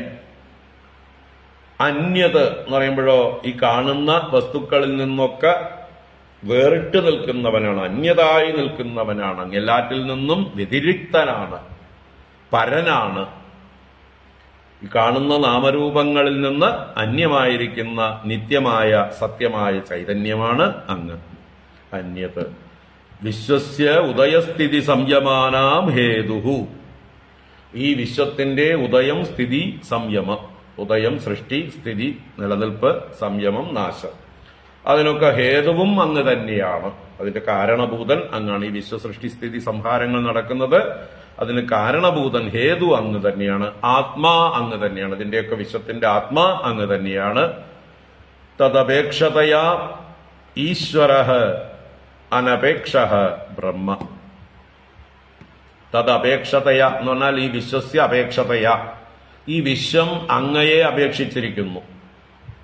വിശ്വത്തിന് അങ്ങാണ് അപേക്ഷ. അപേക്ഷ എന്ന് പറഞ്ഞാൽ ആശ്രയം. അപ്പൊ വിശ്വം അങ്ങയെ ഡിപ്പെൻഡ് ചെയ്തിരിക്കണു. അങ്ങോ വിശ്വത്തിന്റെ ഈശ്വരനാണ്. അപേക്ഷിച്ചിരിക്കുന്നതുകൊണ്ട് അങ്ങ് ഈശ്വരനാണ്, നിയന്താവാണ്, ബലദാതാവാണ്. ഈ വിശ്വത്തിന് വേണ്ടതൊക്കെ കൊടുക്കുന്നത് ഈശ്വരനായ അങ്ങാണ്. സൃഷ്ടിസ്ഥിതി സംഹാരങ്ങൾ ഉള്ളതുകൊണ്ടാണ് അങ്ങയെ ഈശ്വരൻ എന്ന് വിളിക്കുന്നത്. തദപേക്ഷതയാ. എന്നാൽ വാസ്തവത്തിൽ അങ്ങ് അനപേക്ഷ. അങ്ങ് സൃഷ്ടിയെ അപേക്ഷിക്കുന്നുണ്ടോ, അങ്ങോട്ട് ഡിപ്പെൻഡ് ചെയ്യുന്നുണ്ടോ? You are independent. അതാണ് അനപേക്ഷ. സൃഷ്ടി അങ്ങയെ ആശ്രയിച്ചിരിക്കുന്നു, അങ്ങ് സൃഷ്ടിയെ ആശ്രയിക്കുന്നില്ല. അനപേക്ഷ. അതുകൊണ്ട് അങ്ങ് ബ്രഹ്മ, അങ്ങ് ആ ബ്രഹ്മമാകുന്നു. അപ്പൊ ഭഗവാൻ വിഷ്ണുവിനെ ഇവിടെ ബ്രഹ്മമായിട്ട് തന്നെ സ്തുതിക്കുകയാണ് മഹാദേവൻ ചെയ്തത്. ഏകനായ, അദ്വിതീയനായ, ആനന്ദസ്വരൂപനായ, സച്ചിദാനന്ദസ്വരൂപനായ, പൂർണ്ണനായ, അവ്യയനായ ആ ബ്രഹ്മം തന്നെ അങ്ങ് ഉപനിഷത്തുക്കളിൽ പ്രതിപാദിച്ചിരിക്കുന്ന അതേ ആശയം തന്നെയാണ്, അതേ പദങ്ങൾ തന്നെയാണ് ഇവിടെ ഉപയോഗിച്ചിരിക്കുന്നത്. ത്വം ബ്രഹ്മപൂർണ്ണമൃതം വിഗുണം വിശോകം ആനന്ദമാത്രമവികാരമനന്യതന്യത് വിശ്വസ്യ ഹേതുരുദയസ്ഥിതി സംയമാനാം ആത്മേശ്വരശ്ച തദപേക്ഷതയാനപേക്ഷഃ ഏകസ്ത്വമേവ സദസദ്വയമദ്വയം ച സ്വർണം കൃതാകൃതമിവേഹ ന വസ്തുഭേദഃ അജ്ഞാനതസ്ത്വയി ജനൈർവിഹിതോ വികൽപോ തസ്മാത് യസ്മാത് ഗുണവ്യതികരോ നിരുപാധികസ്യ ഏകസ്ത്വമേവ സദസദ്വയമദ്വയം ച സ്വർണം കൃതാകൃതമിവേഹ ന വസ്തുഭേദഃ അജ്ഞാനതസ്ത്വയി ജനൈർവിഹിതോ വികൽപോ യസ്മാത് ഗുണവ്യതികരോ നിരുപാധികസ്യ. ഏകഃ ത്വം ഏവ, ഏകനായ അങ്ങ് തന്നെയാണ്. സത് അസത്, സത്തും അസത്തും. ഇവിടെ സത്ശബ്ദത്തിന് സ്ഥൂലം എന്നും സൂക്ഷ്മത്തിന് അസത്ത് എന്നുള്ള ശബ്ദവും. അപ്പൊ ഈ കാണുന്ന സ്ഥൂല സൂക്ഷ്മങ്ങളായിരിക്കുന്ന എല്ലാം ഏകനായ അങ്ങ് തന്നെ. ദ്വയം അദ്വയം ച, ദ്വൈതമായിരിക്കുന്നതും അദ്വയമായിരിക്കുന്നതും വാസ്തവത്തിൽ ഏകമായിരിക്കുന്നു, രണ്ടില്ലാതിരിക്കുന്നതും അങ്ങ് തന്നെയാണ്. ഒരു ദൃഷ്ടിയിൽ ദ്വൈതം കാണുന്നു, വ്യാവഹാരിക ദൃഷ്ടിയിൽ ദ്വൈതം കാണുന്നു, പാരമാർത്ഥിക ദൃഷ്ടിയിൽ അദ്വയമാണ് അങ്ങ്, രണ്ടില്ലാത്തവനാണ്. അപ്പോ ഏകനായിരിക്കുന്നതും പലതായിരിക്കുന്നതും അങ്ങ് തന്നെയാണ്. ഇഹ കൃതാകൃതം സ്വർണം ഇവ ത്വം ഏകഃ ഏവ. ഇഹ കൃതാകൃതം, ഇവിടെ ചെയ്യപ്പെട്ടതും ചെയ്യപ്പെടാത്തതുമായ, ഇതുവരെ ചെയ്യപ്പെട്ടത് എന്തുണ്ടോ, ഇനി എന്തൊക്കെ ചെയ്യപ്പെടാനിരിക്കുന്നുവോ എല്ലാം ത്വം ഏകഃ ഏവ, അങ്ങ് തന്നെയാണ്. ഏതുപോലെ? സ്വർണം ഇവ, ഏകമായ സ്വർണം. ആ സ്വർണം തന്നെ ആഭരണങ്ങളായി ദ്വയവും അദ്വയവുമായി, അല്ലെങ്കിൽ കൃതവും അകൃതവുമായി, ഇതുവരെ ചെയ്യപ്പെട്ടതായിട്ട് കുറെ സ്വർണ്ണമുണ്ട്, ഇനി ചെയ്യാനിരിക്കുന്ന സ്വർണ്ണ കട്ടി മാറ്റിവെച്ചിട്ടുണ്ട്, അതുകൊണ്ട് ഇനി ആഭരണങ്ങൾ ഉണ്ടാക്കാനുണ്ട് എന്നതുപോലെ ഏകമായ സ്വർണത്തെ തന്നെ നമ്മൾ കൃതം എന്ന ആഭരണങ്ങളായും അകൃതം എന്ന് സ്വർണക്കട്ടിയായും പറയുന്നു. ത്വം ഏകഃ ഏവ വസ്തുഭേദഃ ന, വാസ്തവത്തിൽ ഭേദമില്ല, വസ്തുഭേദം ഇല്ല, പരമാർത്ഥത്തിൽ ഒന്ന് തന്നെയാണ്. യസ്മാത്, യാതൊന്ന് ഹേതുവായിട്ട്, നിരുപാധികസ്യ ഗുണവ്യതികരഃ അജ്ഞാനതഃ ജനൈഹി ത്വയി വികൽപഃ വിഹിതഃ. നിരുപാധികസ്യ, വാസ്തവത്തിൽ അങ്ങ് ഉപാധിരഹിതനാണ്. ഉപാധിരഹിതനായ അങ്ങയിൽ ഗുണവ്യതികരഃ, ഗുണങ്ങൾ ഹേതുവായിട്ട്, ത്രിഗുണങ്ങൾ ഹേതുവായിട്ട്, സത്വം രജസ് തമസ് മുതലായ മായയുടെ ഗുണങ്ങൾ കാരണമായിട്ടാണ്. അജ്ഞാനതഃ, അജ്ഞാനം നിമിത്തം, അറിവില്ലായ്മ നിമിത്തം, ജനൈഹി ജനങ്ങളാൽ, മൂഢജനങ്ങളാൽ, ത്വയി വികൽപഃ വിഹിതഃ, അങ്ങയിൽ വികൽപ്പങ്ങൾ നിശ്ചയിക്കപ്പെട്ടിരിക്കുന്നു, കൽപ്പിക്കപ്പെട്ടിരിക്കുന്നു, ഭേദങ്ങൾ കൽപ്പിക്കപ്പെട്ടിരിക്കുന്നു. വാസ്തവത്തിൽ ജ്ഞാനമുണ്ടെങ്കിൽ അങ്ങ് പരമാർത്ഥത്തിൽ വസ്തുഭേദമില്ല എന്ന് ആദ്യത്തെ രണ്ട് വരികളെ കൊണ്ട് തിരിച്ചറിയുന്നു. ആദ്യത്തെ രണ്ട് വരികൾ ജ്ഞാനിയുടെ വാക്കുകളാണ്. ജ്ഞാനാവസ്ഥയിലുള്ള ദർശനമാണ്. ഏകസ്ത്വമേവ സദസത് ദ്വയമദ്വയം ച സ്വർണം കൃതാകൃതമിവേഹ ന വസ്തുഭേദ. ജ്ഞാനാവസ്ഥയിൽ വസ്തുഭേദമില്ല. എന്നാൽ വികൽപ വിഹിത, വികൽപ്പം ഉണ്ടാക്കിയിരിക്കുന്നു, കൽപ്പിക്കപ്പെട്ടിരിക്കുന്നു. ആരാൽ? ജനൈഹി. ആരിൽ? ത്വയി. എങ്ങനെയുള്ള ത്വയി? നിരുപാധികസ്യ ത്വയി. നിരുപാധികനായ അങ്ങയിൽ ഗുണവ്യതികര, ആ ഗുണങ്ങൾ ഹേതുവായിട്ടുള്ള ഭേദം എങ്ങനെ കൽപ്പിക്കപ്പെട്ടിരിക്കുന്നു? അജ്ഞാനക. അപ്പൊ ഭേദഭാവം കൽപ്പിക്കപ്പെട്ടിരിക്കുന്നത് അജ്ഞാനം ഒന്നുകൊണ്ട് മാത്രമാണ്, വിവേകരാഹിത്യം ഒന്നുകൊണ്ട് മാത്രമാണ്. അവിചാരിതമായി വന്നു ചേർന്നതാണ് ഈ വൈവിധ്യങ്ങളെല്ലാം, ഈ നാനാത്വ ഭ്രമമെല്ലാം. വിചാരം ചെയ്യുന്നവർക്ക് ആ വൈവിധ്യങ്ങൾ അസ്തമിച്ച് ഏകവും അദ്വിതീയവുമായിട്ടുള്ള വസ്തു പ്രകാശിക്കുന്നു. സത്യം പരം ധീമഹി. അപ്പോൾ വാസ്തവത്തിൽ വസ്തുഭേദമില്ല. എന്നാൽ അജ്ഞാനം കൊണ്ട് നിരുപാധികനായ അങ്ങയിൽ ഗുണവ്യതികരവും വികൽപ്പങ്ങളും ജനങ്ങളാൽ കൽപ്പിക്കപ്പെട്ടിരിക്കുന്നു. ഏകസ്ത്വമേവ സദസദ്വയമദ്വയം ച സ്വർണം കൃതാകൃതമിവേഹ ന വസ്തുഭേദഃ അജ്ഞാനതസ്ത്വയി ജനൈർവിഹിതോ വികൽപോ യസ്മാത് ഗുണവ്യതികരോ നിരുപാധികസ്യ ത്വാം ബ്രഹ്മ കേചിതവയന്ത്യുതധർമ്മമേകേ ഏകേ പരം സദസതോഃ പുരുഷം പരേശം അന്യേ വയന്തി നവശക്തിയുതം പരം ത്വാം കേചിന്മഹാപുരുഷമവ്യയമാത്മതന്ത്രം. ഇത് മുതൽക്ക് നാളെ കാണാം. നാളെ വൈകിട്ട് വീണ്ടും കാണാം. നാളെ രാവിലെ ഉണ്ടാവില്ല. നാളെ രാവിലെ ഹനുമാൻ ചാലിസ ലാസ്റ്റ് സെഷനാണ്. നാളെ വൈകിട്ട് കാണാം. തുടരാം. ഓം കായേന വാചാ മനസേന്ദ്രിയൈർവാ ബുദ്ധ്യാത്മനാ വാ പ്രകൃതേ സ്വഭാവാത് കരോമി യദ്യത് സകലം പരസ്മൈ നാരായണായേതി സമർപ്പയാമി. ഓം ശാന്തി ശാന്തി ശാന്തി. ഹരി ഓം. ശ്രീ ഗുരുഭ്യോ നമഃ. ഹരി ഓം.